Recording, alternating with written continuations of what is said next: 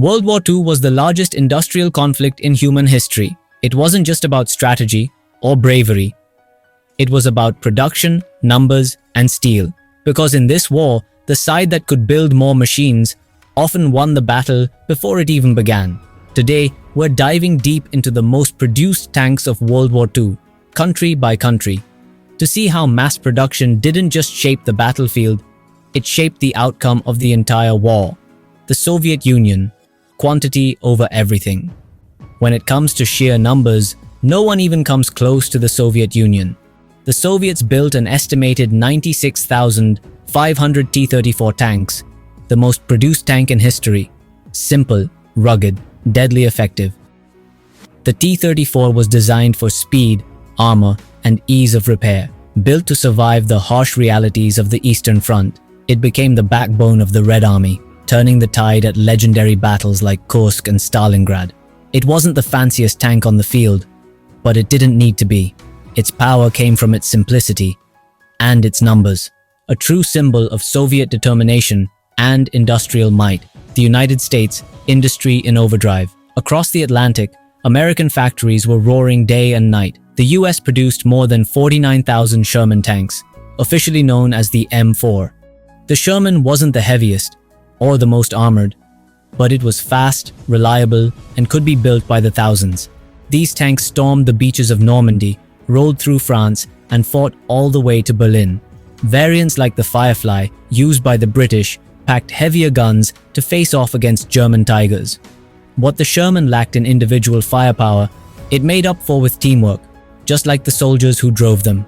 It was the embodiment of American industry and the belief that quantity, speed, and cooperation could win a global war.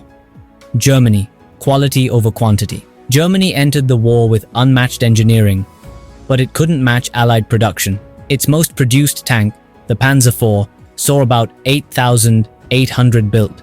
Then came the Tiger I and Tiger II. Monsters of metal feared across every front. Their armor was nearly impenetrable, their guns devastating, but they were complex, expensive, and slow to manufacture. For every Tiger Germany built, the Allies built 10 Shermans or T-34s. So while a single Tiger could destroy several enemy tanks, it couldn't stop an army of them. In the end, mechanical perfection was no match for industrial scale. The United Kingdom, innovation and adaptation. Britain took a different path, focusing on innovation and flexibility. Their most produced tank, the Cromwell, saw around 4,000 units roll out. Fast, maneuverable, and dependable, it became a crucial part of British armored divisions after D-Day. But the British didn't stop there. They partnered with America, modifying the Sherman into specialized versions like the Firefly, armed with a powerful 17-pounder gun, and the Crab, equipped with flails to clear mines. Together, these machines helped the Allies push through Europe, proving that cooperation could be just as powerful as innovation. Other nations, smaller but fierce. Not every nation built in massive numbers, but each left its mark. Japan, focused mostly on its navy, still produced the Type 97 Chiha, their most common tank, used across the Pacific. Italy developed light and medium tanks like the M13/40, though they struggled against modern Allied armor. And France, before its fall in 1940, fielded some impressive designs like the Somua S-35, strong and well-armored, but too few to stop the Blitzkrieg. Each tank reflected its nation's strategy, its resources, and its vision of war. The power of production. By the war's end, the Allies had built over 200,000 tanks. The Axis, barely a quarter of that. The truth is, the war wasn't just won on the battlefield. It was won in the factories, on the assembly lines, and in the determination of workers who never saw the front lines. Every rivet, every bolt, every roaring engine told the same story. The story of a nation's will to survive.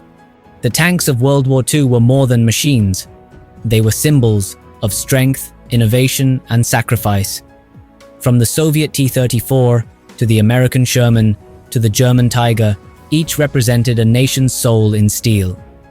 And though the war ended long ago, their legacy still rumbles on, in museums, in documentaries, and in every tank that rolls across the modern battlefield.